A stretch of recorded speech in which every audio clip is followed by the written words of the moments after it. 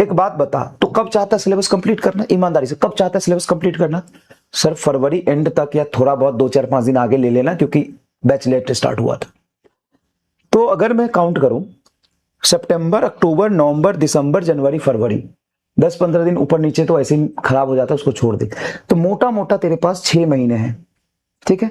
और total chapter जो पढ़ने होते हैं, टोटल चैप्टर जो पढ़ने होते हैं, फिजिक्स, केमिस्ट्री, बॉटनी, जूलॉजी मिला के कितने होते हैं बता? कितने होते हैं? 100। अरे फिजिक्स, केमिस्ट्री, बॉटनी, जूलॉजी सब मिला के पूछ रहा हूं, टोटल चैप्टर कितने होते हैं? 100। अब 100 चैप्टर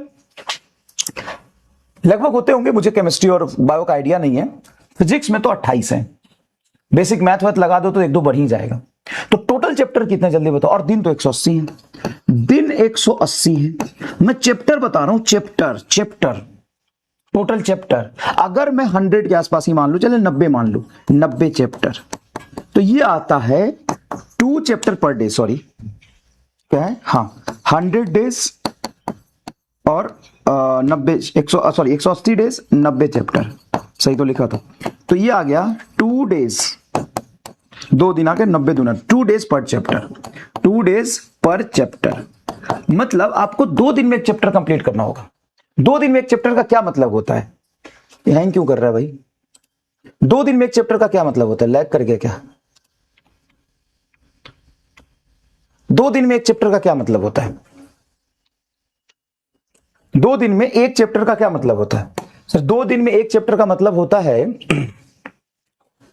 2 दिन में एक चैप्टर का मतलब होता है कि सर मंडे ट्यूसडे में एक चैप्टर कंप्लीट हो जाना चाहिए।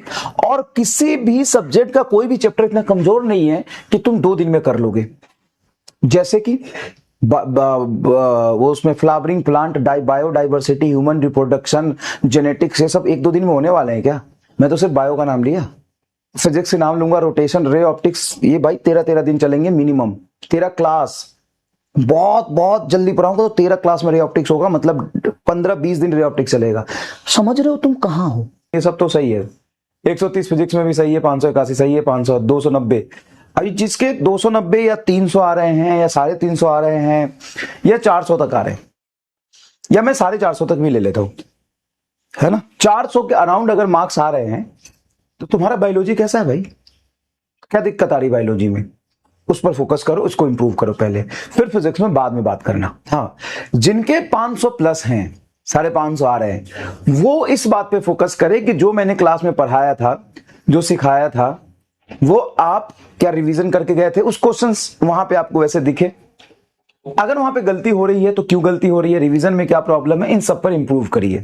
फिजिक्स में 145, बहुत बढ़िया, ठीक है ना। तो अभी आपका जर्नी स्टार्टिंग है, आपको वो सारी गलती नहीं दोहरानी है जो आपने पिछले साल की होगी।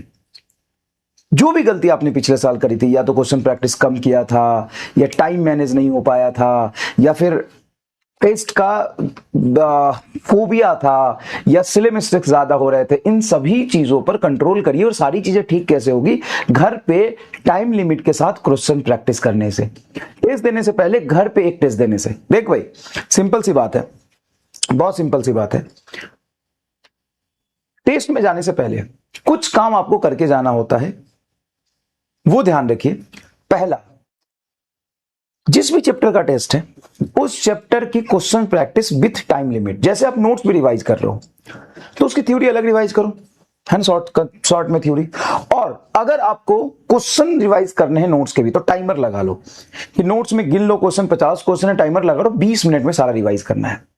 टाइमर के साथ करो, पहली चीज। दूसरी चीज, जब आप घर पे सवाल सॉल्व कर रहे हो तो स्पीड मेंटेन करके करो, कैलकुलेशन सारी पूरी स्टेप करके करो।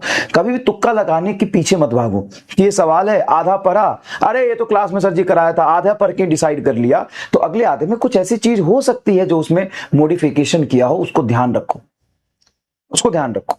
अगर वो गलती कर दोगे तो प्रॉब्लम हो जाएगा। तीसरा, जिस भी चैप्टर्स का टेस्ट हो रहा है, जैसे फिजिक्स में 2 3 चैप्टर आ रहे हैं, केमिस्ट्री में आ रहे होंगे, बायो में आ रहे हैं, आपको बहुत सारे बैच के ना एक्सेस मिले हैं, या फिर ऑफलाइन में बहुत सारी कोचिंग होती है, आपके कुछ दोस्त होंगे, या फिर ऑनलाइन में पीडब्ल्यू के भी बहुत सारे बैच होते हैं, वहां जाओ, वही वाला टेस्ट उठाओ। वही वाला टेस्ट मतलब सिमिलर टेस्ट नहीं मिलेगा, लेकिन उस सिलेबस पे टेस्ट पिछले साल भी तो हुए होंगे, पिछले बैच में भी तो हुए होंगे, उसको एक बार टाइम लिमिट के साथ अटेम्प्ट करो। कितने लोग एक करके गए थे? अगर आप सिर्फ एग्जाम के भरोसे रहोगे और सोचोगे वहां पे कुछ अच्छा हो जाएगा, तो कभी भी अच्छा नहीं होगा। आपको एग्जाम के बाहर अच्छा करना है, और ये सारी मॉडिफिकेशन धीरे धीरे अपने आप में करोगे ना, चीजें इंप्रूव होगी। पढ़ाई तो कर ही रहे हो, क्लास में क्वेश्चंस कर ही रहे हो, डीपीपी कर ही रहे हो, प्रैक्टिस कर ही रहे हो, इसके अलावा क्या करना है वो बताया है। इसके अलावा घर पे क्वेश्चन पूरा पढ़ना है, आधा नहीं पढ़ना, तुक्का नहीं लगाना है, टाइम लिमिट के साथ क्वेश्चन प्रैक्टिस करनी है, रिवीजन भी टाइम लिमिट के साथ करना है, और पूरा क्वेश्चन सॉल्व करते समय आधे सॉल्यूशन करके आंसर नहीं टिक करना, आधा क्वेश्चन नहीं पढ़ना, और लास्ट ईयर के टेस्ट देने हैं पहले, तब जाके ये टेस्ट अटेम्प्ट करना है। इतना किया था तो बहुत अच्छी बात है, नहीं किया था तो अगली बार से ये करो।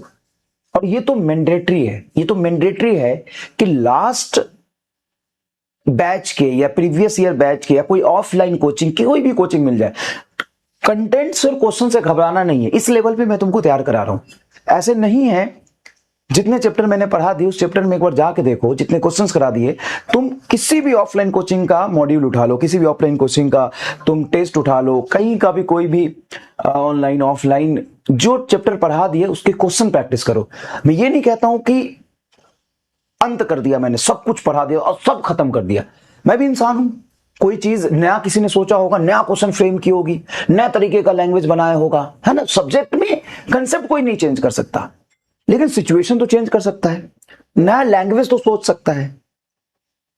तो एक्सपोजर सारी रखिए, लेकिन ये पूरा कंप्लीट करने के बाद ऐसा नहीं कि एक्सपोजर के चक्कर में सिर्फ एक्सपोजर ही चल रहा है और क्लास में जो हो रहा है वो पूरा नहीं कर रहे हैं।